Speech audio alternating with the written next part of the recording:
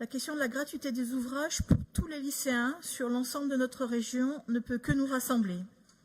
S'assurer que tous les lycéens aient leurs ouvrages pour travailler est aussi un objectif partagé. Ceci dit, la gratuité existe d'ores et déjà, et chacun le sait ici, grâce au dispositif actuel en Auvergne notamment. On peut en tirer cependant des leçons.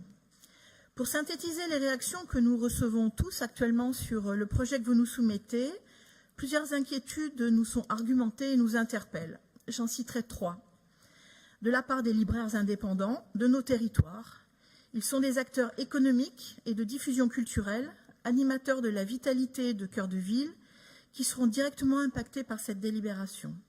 L'expérience menée en Auvergne semble témoigner de réelles satisfactions et des insatisfactions de la part de ces professionnels indépendants qui voient certes un intérêt pour la région, mais pas toujours pour l'économie locale.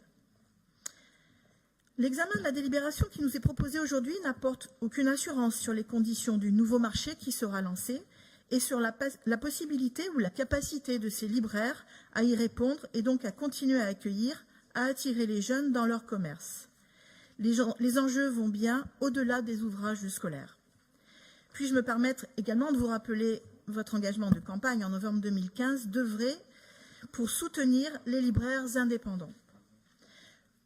De la part des fédérations de parents d'élèves aussi, qui œuvrent largement au sein des lycées et qui ont acquis une réelle compétence pour gérer d'énormes stocks de livres dans des délais très courts et ont la proximité avec les familles puisqu'elles en sont l'essence.